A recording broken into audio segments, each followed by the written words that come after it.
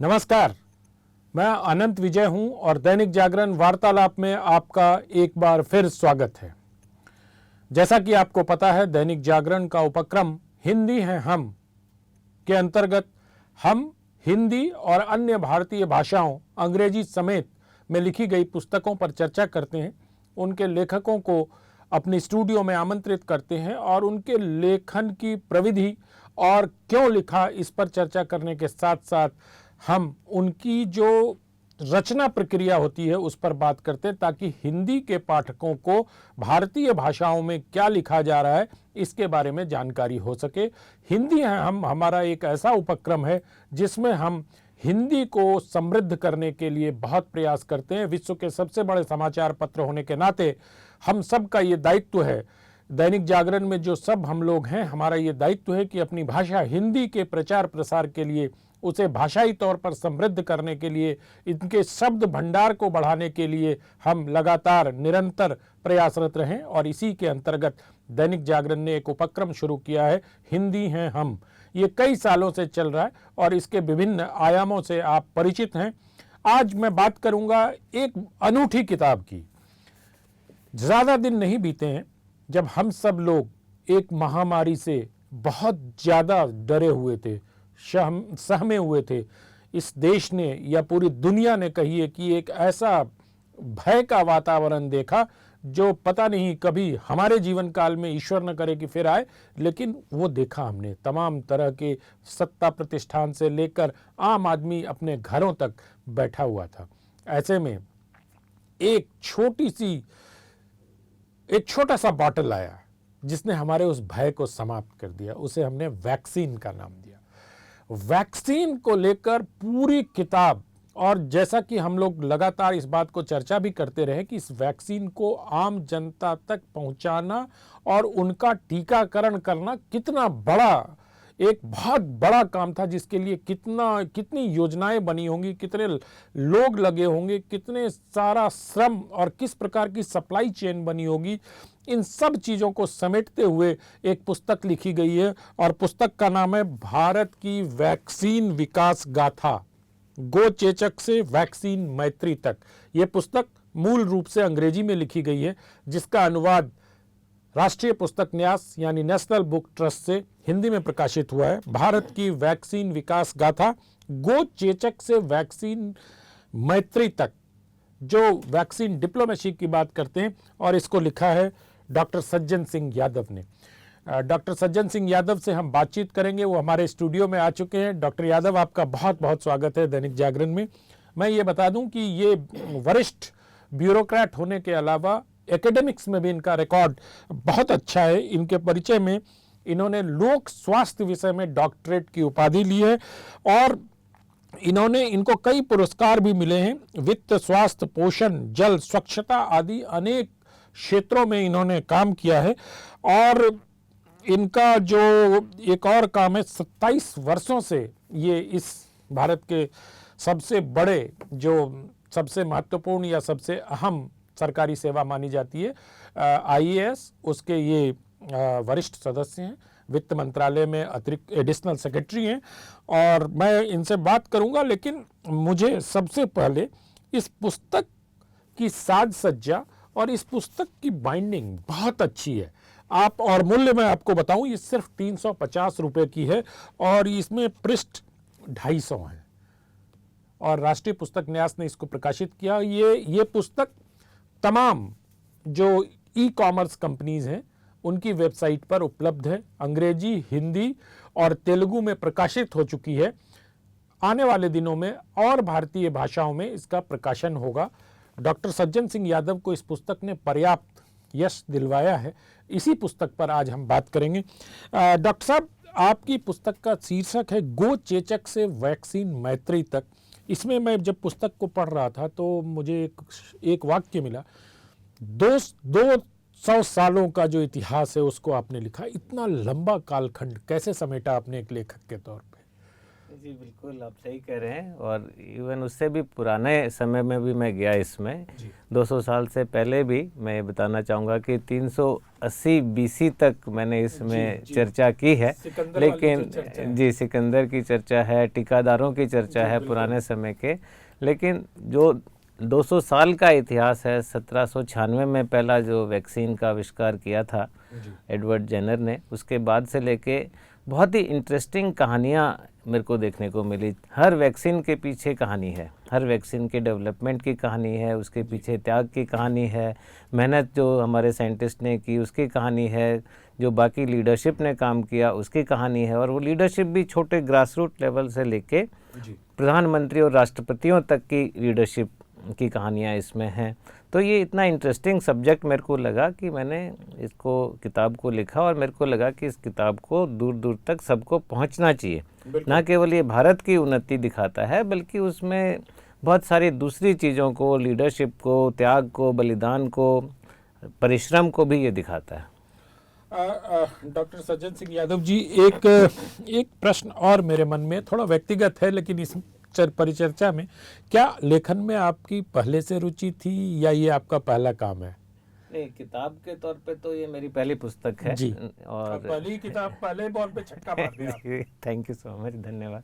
लेकिन इससे पहले मेरे बहुत सारे लेख बोलेंगे, न्यूज़पेपर में बहुत सारे आर्टिकल छपे हैं, और जो रिसर्च पेपर हैं, इंटरनेशनली रिनोन्ड रिसर्च पेपर हैं, Indian journal of medical science है, इन सब में मेरे करीब 15 रिसर्च पेपर्स भी छपे हैं। तो मतलब लिखने का आपको ये हुनर काफ़ी पहले से था। ये इनकी पहली पुस्तक है, भारत की वैक्सीन विकास गाथा, गो चेचक से वैक्सीन मैत्री तक। इसमें 225 वर्ष की यात्रा को प्रस्तुत किया गया। हालांकि उसके पहले की भी चर्चा इन्होंने अपने पुस्तक में की है। ये पुस्तक 9 खंडों में, मतलब 9 अध्यायों में है, और इसमें जो भारत में वैक्सीनेशन हुआ, जो टीकाकरण अभियान चला, उसके बारे में भी विस्तार से चर्चा है।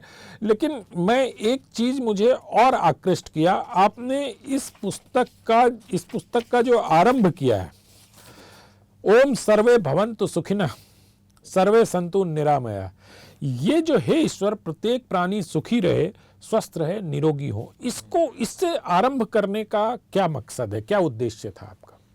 क्योंकि इसमें मैंने जब ये रिसर्च की इतनी सारा इसके लिए, किताब के लिए, तो हमें पता चला कि जो हमारा देश है उसने न केवल अपने बारे में सोचा, बल्कि हमेशा पूरे विश्व के बारे में सोचा। आज तो सोचा ही, ये जो कोविड-19 महामारी के समय तो डेफिनेटली हमने पूरे विश्व की मदद की, लेकिन इससे पहले भी जब एड्स की बीमारी फैल रही थी तो भारत की फार्मा इंडस्ट्री ने पूरे विश्व को बचाया। टीबी के बारे में हमारी जो सस्ती और जेनरिक मेडिसिन ने पूरे विश्व को बचाया। तो जब हम सोचते हैं तो उस समय हमारे देश में ने हमेशा सोचा है पूरी पृथ्वी को लेके। तो इसलिए हम कहते हैं कि सभी लोगों के लिए हम सोचते हैं, सब खुश रहें, सब सुखी रहें, सब स्वस्थ रहें, तभी जो आप आज भी आप देखते होंगे G20 का भी स्लोगन है कि हाँ बिल्कुल, तो उसी को मैंने मान के इसमें लिखा। एक चीज़ और इस पुस्तक में आपने कही है सर, कि जो संक्रामक बीमारी है वो पूरी मानवता का दुश्मन है। ये आपको नहीं लगता कि बहुत बड़ा स्टेटमेंट आपने दिया है? नहीं, बिल्कुल बड़ा स्टेटमेंट नहीं है। आप देखेंगे कि एक इसमें ये भी लिखा है कि वॉर्स में जितने लोग नहीं मरते, उससे ज़्यादा लोग माइक्रो ऑर्गेनिज्म से मर जाते हैं। एक तो ये भी है, तो वॉर भी इतना बड़ा दुश्मन है। दूसरा आप देखेंगे कि आज तो वैक्सीन्स के कारण, दवाइयों के कारण इतना हम बचाव कर पाते हैं, लेकिन एक समय था जब लाखों लोग मर जाते थे। इवन कोविड से भी आप देखेंगे तो 70 लाख लोग पूरे विश्व में मर गए। तो इससे बड़ा दुश्मन मानव का कौन हो सकता है? सबसे ज़्यादा खतरा मानव जाति को है तो इन कीटाणुओं से, मानव के अस्तित्व को चुनौती, ये exact word doctor Sajjan Singh Yadav ji ने लिखा है। और मैं आपको बताऊं, ये कोई फिक्सन नहीं है। मैं जब इस किताब को पढ़ रहा था तो इस किताब में ये तमाम उद्धरण हैं, हर अध्याय के बाद उद्धरणों की एक लंबी सूची है। ये बताता है कि इन्होंने शोध काफ़ी किया है। कितना समय लगा इस पुस्तक को लिखने में आपको? जी, इस पुस्तक को मेरे को लगा करीब 10 महीने इसमें लगे। 10 महीने? हाँ जी, काम के साथ साथ। ये बहुत महत्वपूर्ण है, क्योंकि और उसमें भी एक और इन्होंने पाठकों का बहुत ध्यान रखा है। ये आम पाठक तक किस प्रकार से एक तकनीकी विषय, हिंदी में हम लोग बहुत इस बात का बहुत अफसोस करते हैं कि तकनीकी विषयों पर, चिकित्सा शास्त्र को लेकर या स्पेस साइंस को लेकर इस तरह की मौलिक पुस्तकें नहीं लिखी जाती। अंग्रेजी में लिखी गई है, लेकिन मुझे लगता है कि जिस प्रकार से शब्द संक्षेप इसमें बता के हिंदी में समझाने का प्रयास किया गया है वो अनूठा है।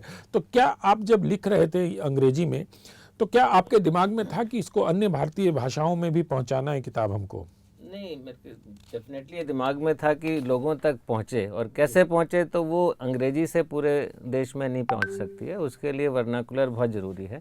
और ये हिंदी तो क्योंकि मेरी अपनी भाषा है, तो इसका जब अनुवाद हुआ किताब का, उसके बाद मैंने इस पर कम से कम 2-3 बार इस पर काम किया, एक एक अध्याय पे इसके एक पेज पे करेक्शंस की, एक कुछ चीज़ों को दोबारा से लिखा। तो ऐसा नहीं है कि एक प्योर अनुवाद है, ये इसमें मेरा रचना भी शामिल है इसको हिंदी के तरीके से करने में।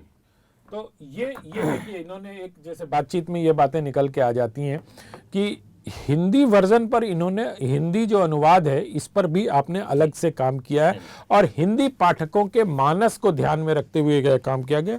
भारत की वैक्सीन विकास गाथा, डॉक्टर सज्जन सिंह यादव की ये पुस्तक है जो वैक्सीन के इतिहास को बताता है। मैं आपको एक भारतीय प्लेग के बारे में एक इनकी 2-3 लाइनें सुनाता हूं, उसके बाद डॉक्टर साहब से चर्चा करूंगा। इन्होंने लिखा कि ऐसा माना जाता है कि प्राचीन काल से ही भारत में चेचक रोग व्यापक रूप से विद्यमान रहा है। कुछ इतिहासकार एवं चिकित्सक चेचक को भारतीय प्लेग कहते हैं।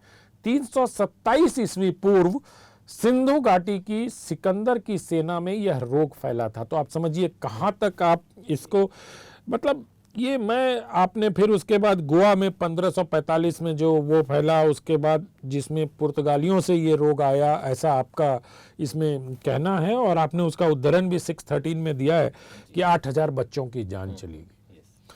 तो डॉक्टर साहब, अब हम जब इधर आएंगे, टीकों की विकास यात्रा, आपने भारत की वैक्सीन विकास गाथा, लेकिन इसमें एक अध्याय है टीकों का विकास कैसे होता है, लेकिन उसके पहले जो 2 अध्याय में आपने इसकी भयावहता को दर्शाया है, ये सचमुच आंखें खोलने वाला है। तो ये इतिहास में और इस तरह की चीजें उपलब्ध हैं? जी बिल्कुल, साइंटिफिक लिटरेचर में बहुत ज़्यादा है जी। गूगल में तो हम भरोसा भी नहीं कर नहीं, सकते। गूगल तो पर ऐसी किताबें गूगल के भरोसे लिखी भी नहीं जा सकती। और मैं इसके उसको देख रहा था, रेफरेंसेस को कहीं भी इन्होंने गूगल वाला रेफरेंस नहीं दिया है। आजकल के शोध में बहुत सारे गूगल के लिंक दिए रहते, आपने प्राथमिक सोर्स से, फर्स्ट जो प्राइमरी सोर्स है वहां तक पहुंचे। साइंटिफिक लिटरेचर पे बेस्ड है ज़्यादा। अच्छा, साइंटिफिक लिटरेचर पे। तो क्या साइंटिफिक लिटरेचर में ये सारी चर्चाएं हैं? मैं एक हिंदी के पाठक के तौर पे आपसे इसलिए पूछ रहा हूँ कि हम ये मान के चलते हैं कि साइंटिफिक लिटरेचर जो होता है वो बस उन्हीं, मतलब डॉक्टरों के या आप जैसे नीति निर्धारकों के काम आता है। नहीं, उसमें भी बहुत इंटरेस्टिंग पेपर्स होते हैं, हिस्ट्री भी होती है और बहुत सारी चीज़ें, फैक्ट्स, फिगर्स, और वो ऑथेंटिक पीयर रिव्यूड जर्नल्स होते हैं जिसमें कि कोई लिख दे भला उससे नहीं माना जाता है, उसको 2 लोग इंडिपेंडेंटली चेक करते हैं कि जो लिखा गया है वो सही है, उसका सोर्स ठीक है, उसका फिगर ठीक है, उसके बाद ही जर्नल्स पब्लिश होते हैं। आपने भी चेक कराया किसी को? बिल्कुल जी, हमने भी चेक कराया। तो बिल्कुल, इसमें बड़े दिलचस्प चीजें हैं कि कैसे चूजों को टीका नहीं लगाया गया। तो उसके बाद वो जरा प्रसंग बताइए डॉक्टर साहब, जो आपने अध्याय 2 में टीकों का विकास से शुरू किया है, कि किस प्रकार लुई पास्चर गुस्से से आग बबूला हो गए कि वो जब छुट्टियां बिता के लौटे तो उनके नौकरों ने या उनके लोगों ने उनके चूजों को टीका नहीं लगाया था। हाँ जी, बिल्कुल सही है। ये एक बहुत बड़ा ऐतिहासिक प्रसंग है, मैं बोलूँगा, क्योंकि इससे पहले जो भी टीके बनते थे वो या तो शुरुआत में बच्चों में बनाए जाते थे और उसके बाद जानवरों को टीका लगा के उससे उनका पस निकाल के और लगाए जाते थे। लैब में टीका नहीं बनता था इससे पहले। तो 1881 में जो लुईस पास्चर, बहुत ही फेमस साइंटिस्ट हुए हैं, वो अध्ययन कर रहे थे कि लैब में कैसे टीका बनाया जा सकता है। तो उनके पास एक बैक्टीरिया का कल्चर था जो वो चूज़ों को लगाते थे, देखते थे कि उसका क्या सिम्टम हो रहा है और वो कितने दिन में मर रहा है, क्या हो रहा है। तो वो चूज़े मर जाते थे टीका लगने के बाद से।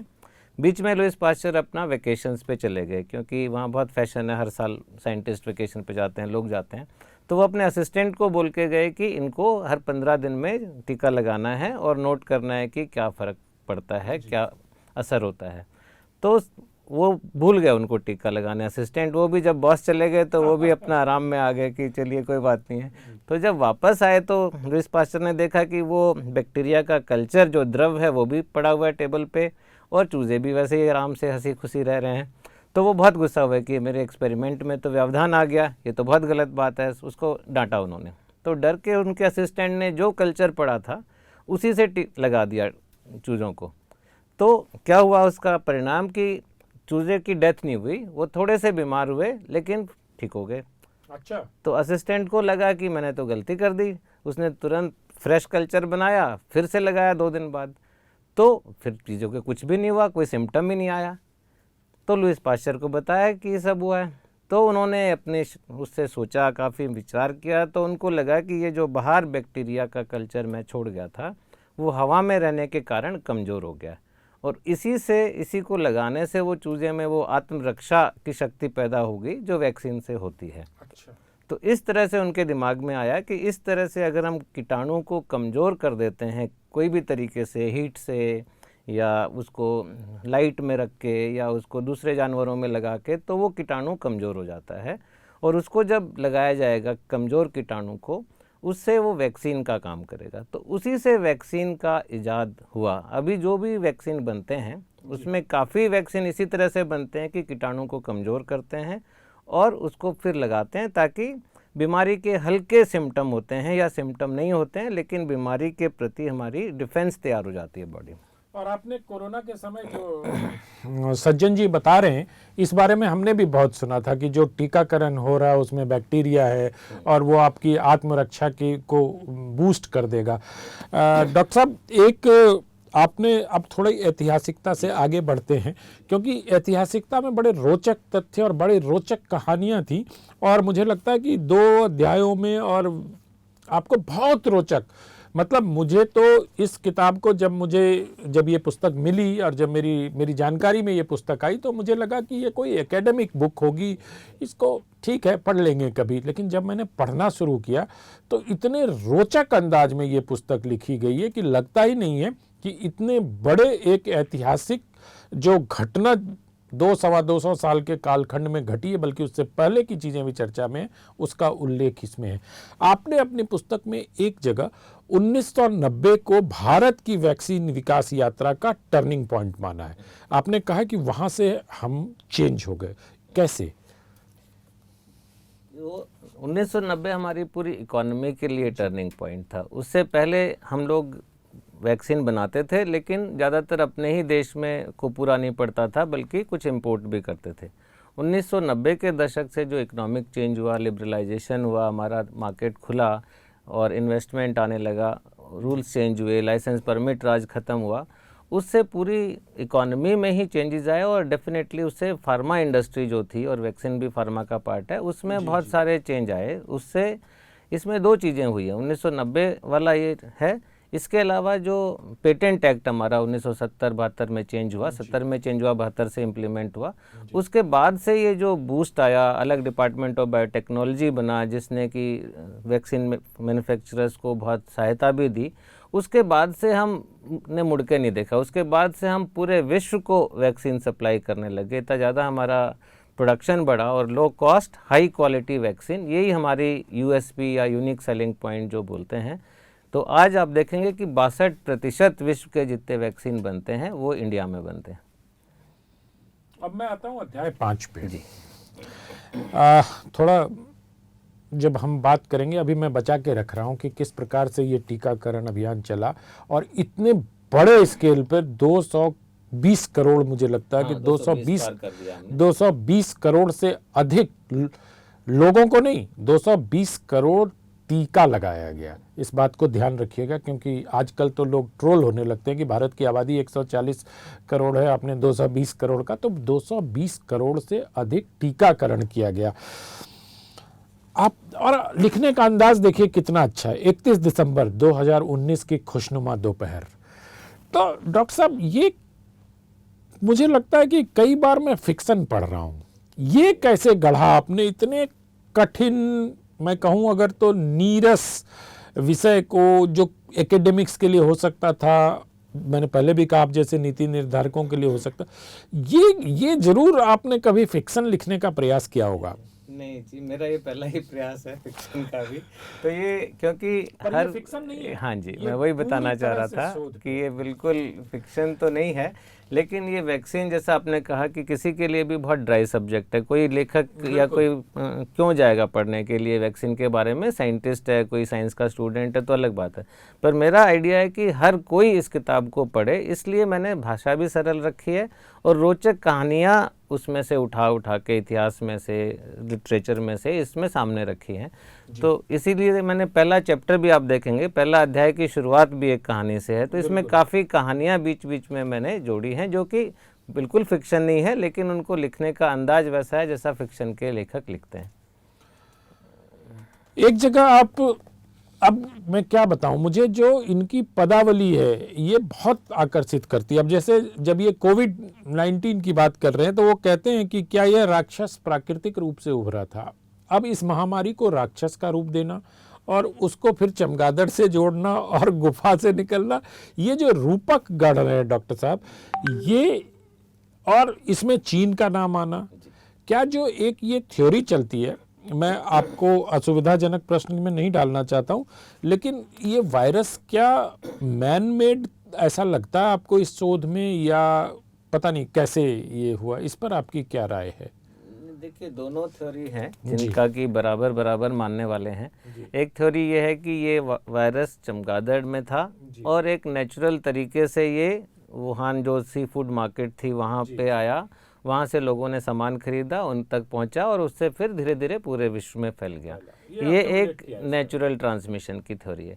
दूसरे जो थ्योरी है, जिसका भी उतने ही मानने वाले हैं लगभग, वो कहते हैं कि नहीं, ये वायरस चमगादड़ का है, लेकिन बहुत पुराने समय में चमगादड़ से लिया गया, उसको लैब में उस पर शोध किया जा रहा था, वहीं वुहान में ही जहाँ ये मार्केट है उसके साथ में ही लैब है। तो ये थ्योरी वहाँ से भी उसको बल मिलता है कि उसमें इंस्टीट्यूट ऑफ वायरोलॉजी, हाँ, वुहान इंस्टीट्यूट ऑफ वायरोलॉजी है, वहीं वुहान सी फूड मार्केट है जहाँ से इसकी उत्पत्ति मानते हैं। तो उसमें इस पे शोध किया जा रहा था, वायरस को चेंज किया जा रहा था। उस वायरस को किसी तरह से वो साइंटिस्ट को बीमार हुए और वो साइंटिस्ट हॉस्पिटल गए, तो धीरे धीरे ये वायरस वहाँ से फैला, ऐसा भी मानना बहुत लोगों का है। और उसके पीछे कुछ कुछ कारण हैं, जैसे कि कोविड फैलने से कुछ पहले ही मैंने इस किताब में लिखा है कि इस इंस्टीट्यूट के कुछ साइंटिस्ट बीमार हुए थे जिनके सिम्टम इसी तरह के थे। दूसरा, जब इस वायरस को वापस चमगादड़ में डाला गया तो वो चमगादड़ में उस नहीं चला, वायरस आगे नहीं बढ़ा, तो इसका मतलब वो ओरिजिनल वायरस नहीं था। दूसरा, ये वायरस आपने पढ़ा होगा कि उन गुफाओं में मिलता है जो वुहान से बहुत सैकड़ों किलोमीटर दूर हैं। तो कैसे आया? क्योंकि आज तक इस केस में इंडेक्स केस का नहीं पता चला। इंडेक्स केस मतलब पहला केस कौन सा हुआ, तो जब तक उसका पता नहीं चलता है तब तक ये सब तरह की थ्योरी चलती रहेंगी कि कहाँ से आया है। कोई ऐसा वैज्ञानिक फार्मूला या कोई प्रविधि नहीं है कि पहला केस तक हम पहुंच सके, जैसे जीनोम सीक्वेंसिंग या जो हम लोग सुनते हैं। मैं तो आर्ट्स का विद्यार्थी हूं, मैं तो जो अखबारों में ही या ऐसी किताबों में पढ़ के ही जानता हूं। ऐसा कुछ प्रविधि नहीं है कि हम एकदम जड़ तक पहुंच सकें? नहीं, बहुत सारे केसेस में जड़ तक पहुंचे हैं, पर इसमें किन्हीं कारणों से जड़ तक पहुंच नहीं पाए हैं। मैं समझ गया जी, मैं समझ गया। सज्जन जी, एक और सवाल मेरे मन में है। इस किताब भारत की वैक्सीन विकास गाथा डॉक्टर सज्जन सिंह यादव की पुस्तक पर हम चर्चा कर रहे हैं दैनिक जागरण वार्तालाप में। अगर आपको ये वीडियो अच्छा लगे तो आप बेल आइकन को दबाएं, लाइक करें, भाषा से जुड़िए। हमारा चैनल है जो दैनिक जागरण हिंदी है हम के अंतर्गत आता है। एक और सवाल मुझे लगता है कि जब भारत में ये कोविड फैलना आरंभ हुआ और जब लॉकडाउन हो गया देश में, अचानक से इस योजना को कैसे गति मिली कि कुछ खोजा जाए, कुछ वैक्सीन हो? क्योंकि इस किताब में आपने थोड़ा हिंट किया है, तो हमारे पाठकों को और दर्शकों को बताइए। जब कोविड आया, देखिए हम सब डरे हुए थे, बिल्कुल फियर ऑफ अननोन जो बोलते हैं, पता नहीं कौन दुश्मन है, कैसा है, कैसे ठीक होंगे। तो सब उस समय में पहला जो स्टेप होता था वो यही था कि ये फैले नहीं, फैलता था कांटेक्ट से, एक दूसरे के आसपास आने से। तो पहला चीज़ हुआ कि लॉकडाउन हो जाए, दूर दूर रहें, सोशल डिस्टेंस हो। लेकिन ये चीज़ें बीमारी को बहुत समय तक नहीं रोक पाती हैं और इसका एकमात्र हथियार जो था वो वैक्सीन था। इसलिए पूरा विश्व वैक्सीन बनाने में जुट गया और इसमें आप देखेंगे बहुत तेज़ी से वैक्सीन बने क्योंकि पूरा विश्व इससे ग्रसित था। और हमारा, क्योंकि हमारे माननीय प्रधानमंत्री जी को भी लगा, हमारी लीडरशिप को लगा कि हमारी तो बहुत शक्ति है वैक्सीन बनाने में, हम 62% वैक्सीन बनाते हैं, इतने बड़े बड़े मैन्युफैक्चरिंग प्लांट हैं, इतना हमारा एक्सपीरियंस है, तो हमने पूरी अपनी ताकत इसमें लगाई कि कैसे हम जल्दी से जल्दी वैक्सीन बना पाते हैं। और उसी का रिजल्ट ये हुआ, आप देखेंगे मार्च एंड तक, ये लॉकडाउन मार्च में हुआ था और जनवरी से हम लोगों ने टीकाकरण अभियान भी चालू कर दिया था। 2 वैक्सीन हमारे पास आ गए थे और उसमें से एक इंडिजिनस हमारा खुद का डेवलप किया हुआ वैक्सीन था और दूसरा जो टेक्नोलॉजी ट्रांसफ़र से हमारे यहाँ बनता था। तो आपने दोनों की चर्चा की है, कोविशील्ड की भी कि जो इंटरनेशनल कोलैबोरेशन से हुआ और जी, कोवैक्सीन जो हमारा यहाँ देशज वैक्सीन था। इसमें आमतौर पर लोग, इसमें निजी क्षेत्र का कितना योगदान था इस वैक्सीन के डेवलपमेंट में? मैं सरकार की, प्रधानमंत्री के विजन की, ये सब बात अभी करूंगा क्योंकि वो टीकाकरण में ज़्यादा इम्पोर्टेंट है। इसमें निजी कंपनियों ने या निजी उत्पादकों ने कितनी बड़ी भूमिका निभाई? निजी उत्पादकों की बहुत बड़ी भूमिका थी। जैसे विश्व का सबसे बड़ा वैक्सीन निर्माता जो हमारे यहाँ सीरम इंस्टीट्यूट ऑफ इंडिया, उसका कितना बड़ा रोल था कि उसने उस पर विश्वास किया गया ऑक्सफोर्ड यूनिवर्सिटी द्वारा कि यही वैक्सीन बना सकता है तेज़ी से, तो उसको वो टेक्नोलॉजी दी गई और उसने निराश नहीं किया, इतनी तेज़ी से वैक्सीन बना के दिया। और आप दूसरे भी देखेंगे, जो भारत बायोटेक है वो भी निजी कंपनी है, हालांकि कोलैबोरेशन हुआ आईसीएमआर का और भारत बायोटेक का, लेकिन रिसर्च पार्ट आईसीएमआर ने किया, एक्चुअल पार्ट जो था बनाने का वो भारत बायोटेक ने किया। डिपार्टमेंट ऑफ बायोटेक्नोलॉजी ने मिशन कोविड सुरक्षा में बहुत सपोर्ट की, लेकिन आगे हमारे एंटरप्रेन्योर्स आए, हमारे निजी क्षेत्र से लोग आए, उन्होंने अपने सारे एफर्ट किए, लॉकडाउन में भी काम किया, तब जाके इतनी सारी बड़ी संख्या में जो वैक्सीन आज हमारे पास उपलब्ध हैं, तो उन्हीं के कारण से है डेफिनेटली, लेकिन सरकार से पूरा सहयोग इसमें हुआ। मैं जब ये देख रहा था और इस किताब को पढ़ रहा था तो मेरे दिमाग में कोविड काल की महामारी के जो खौफ का काल था उसकी कुछ चीज़ें आ गई। जैसे वो जो एक वस्त्र बनता था, पीपीई किट जिसको बोलते थे, जो स्वास्थ्य कर्मियों के लिए, फ्रंट लाइन वर्कर्स के लिए उपयोग, भारत बहुत कम उसका उत्पादन करता था, लेकिन उसी काल में भारत शीर्ष 2-3 पीपीई किट उत्पादनकर्ता के तौर पर पहुंच गया। क्योंकि मुझे लगता है, मैंने कहीं पढ़ा था कि प्रधानमंत्री नरेंद्र मोदी जी ने टास्क दिया था ये कि आप पीपीई किट का उत्पादन भी बढ़ाएं। खैर, आज हम बात कर रहे, एक बात और पूछता हूं, अब मैं टीकाकरण अभियान पे आता हूं जो आपका 6ठा अध्याय है। आपको इतनी विशद जानकारी, इतनी जानकारी कैसे मिली डॉक्टर सज्जन सिंह यादव जी? आपने रिसर्च से किया या पार्ट ऑफ द टीम होने की वजह से आपको एक्सेस मिला, या आपके साथ के लोगों ने आपकी मदद की? कैसे हुआ इतना माइन्यूट डिटेल आपने जो किया है जी, कैसे किया आपने? इसमें जी सारे फैक्टर्स शामिल हैं, क्योंकि एक तो मेरा एक्सपीरियंस है पूरा ये टीकाकरण अभियान चलाने का भी। अच्छा। क्योंकि मैं डिस्ट्रिक्ट मजिस्ट्रेट या कलेक्टर या डीसी जो बोलते हैं, वो बहुत साल तक अलग अलग राज्यों में रहा हूँ। अच्छा। तो इस तरह से वो एक फील्ड एक्सपीरियंस है। फिर जब कोविड हुआ था तो पहले मेरी ड्यूटी लगाई गई थी अरुणाचल प्रदेश में, जब कोविड स्टार्ट हुआ था, लॉकडाउन शुरू हुआ था, वहाँ का तैयारियाँ देखने के लिए।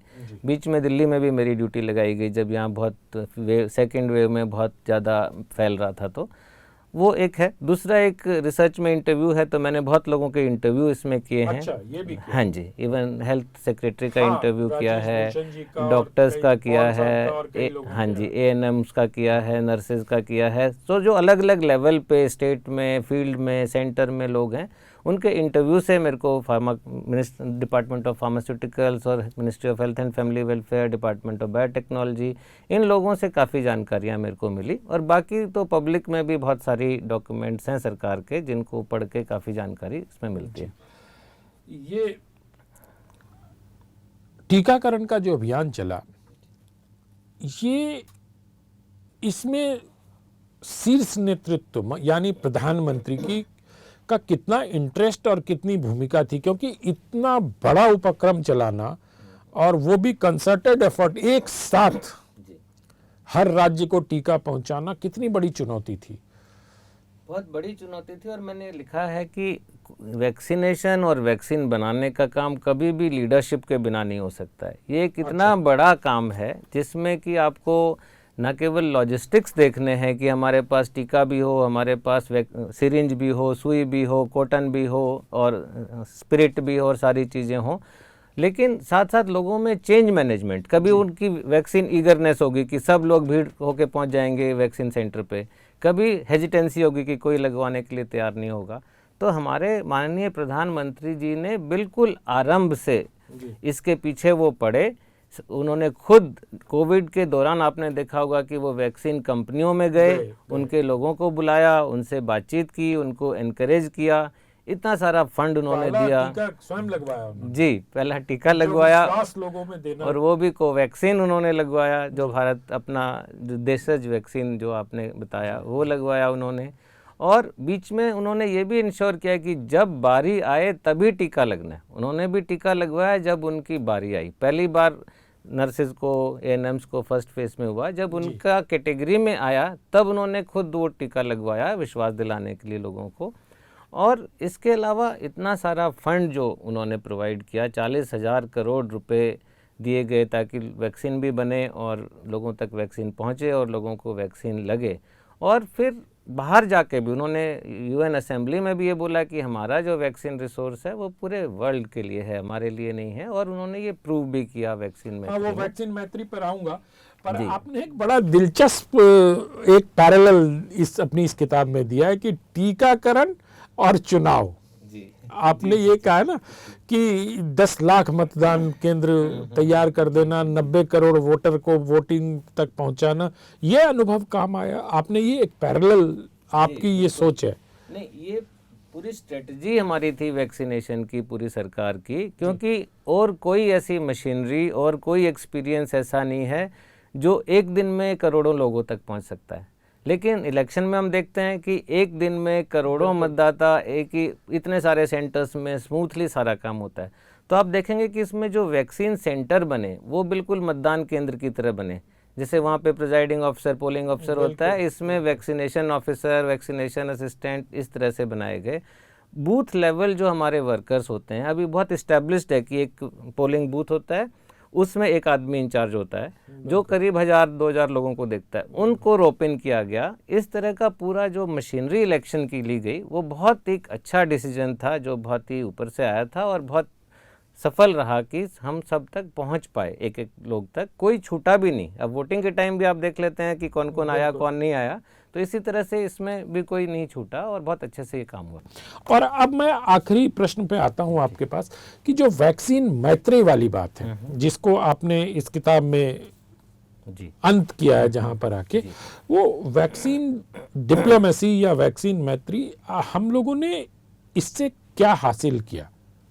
गुडविल के अलावा क्या हासिल किया? नहीं, देखिए, गुडविल तो हासिल की बहुत सारी। अभी भी आप देखेंगे तो इतना भारत देश को लेके परसेप्शन चेंज हुआ, हमारे जो शक्ति है उसका लोगों को पता चला, वो तो गुडविल की बात है। लेकिन दूसरे तरीके से आप जानेंगे तो आप देखेंगे कि इकोनॉमी भी बड़ी है। इतना वैक्सीन का जो हमारा जो एक फार्मा सेक्टर है, एक वैक्सीन क्षेत्र है, उसको बहुत लॉन्ग टर्म इससे बेनिफिट मिलेगा। उसका जो रेपुटेशन बना है, उसका जो साख बनी है सब जगह पे, और साथ साथ ऑब्वियसली हमारे इतने सारे देशों से जो और अच्छे संबंध हो गए पहले के मुकाबले, चाहे वो नेबर्स हों, चाहे अफ्रीका के देश हों, चाहे लैटिन अमेरिका के देश हों, चाहे दूसरे विकसित देश हों, उसका ज़रूर हमको फ़ायदा अपने इकोनॉमी में, अपने ह्यूमन रिसोर्स डेवलपमेंट में, अपने बायलैटरल मल्टीलैटरल रिलेशन में, सब चीज़ में मिलने वाला है इसका फ़ायदा। डॉक्टर सज्जन सिंह यादव से हम बातचीत कर रहे हैं उनकी किताब भारत की वैक्सीन विकास गाथा पर। एक अंतिम प्रश्न, आप वित्त मंत्रालय में हैं, आपने कहा 40,000 करोड़ रुपए खर्च हुए इस पे, अर्थव्यवस्था पे क्या इसका असर पड़ेगा डॉक्टर साहब? अर्थव्यवस्था पे आप 40,000 देखेंगे तो बहुत बड़ा नंबर लगता है, और वो बहुत उस समय की ज़रूरत थी कि हमको ये सारे संसाधन मिलें और रिसर्च हो, वैक्सीन बने। लेकिन इसमें आप, ये एक चैप्टर है मेरा वैक्सीन इकोनॉमी, उसमें आप देखेंगे कि वैक्सीन पे रिटर्न ऑन इन्वेस्टमेंट जो है वो बहुत ज़्यादा है। अगर ₹1 का वैक्सीन आप लगाते हैं तो लॉन्ग टर्म में उसका 40 से 200 रुपये तक का फ़ायदा होता है, बीमारी को के ऊपर डिपेंड करता है। तो इतना जो फ़ायदा होता है, क्योंकि वैक्सीन नहीं लगेगा लोग बीमार होंगे, पढ़ाई नहीं कर पाएंगे, काम नहीं कर पाएंगे, हॉस्पिटल जाएंगे, वहाँ पे खर्चा होगा, तो एक वैक्सीन नहीं लगवाने का या नहीं उपलब्ध होने का नुकसान बहुत ज़्यादा है। तो उसके मुकाबले जो 40,000 करोड़ हमने किया, आप देख सकते हैं कि उसका 200 गुना फ़ायदा इस देश को और हम सबको मिलेगा।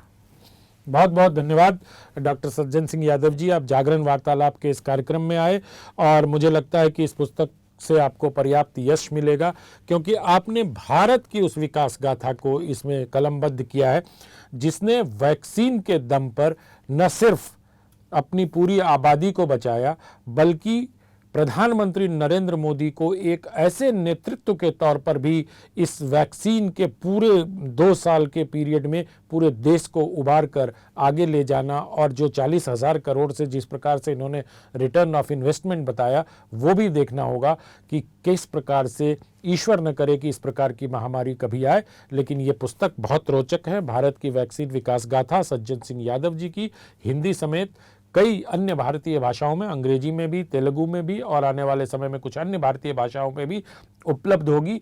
तो अब मैं आपसे अनुमति लेता हूं, अगले सप्ताह किसी और व्यक्तित्व से आपकी बात होगी जो इसी प्रकार की रोचक पुस्तक लिखेंगे। बहुत बहुत धन्यवाद डॉक्टर साहब आपका, आप जागरण के स्टूडियो में आए, आपका आभार। और आपसे भी अनुमति लेता हूं, अगर आपको हमारा ये कार्यक्रम अच्छा लगा तो आप बेल आइकन दबाएं, लाइक करें, सब्सक्राइब करें और हमारे चैनल भाषा से जुड़िए के साथ बने रहें। तो दैनिक जागरण वार्तालाप के इस अंक में इतना ही। नमस्कार।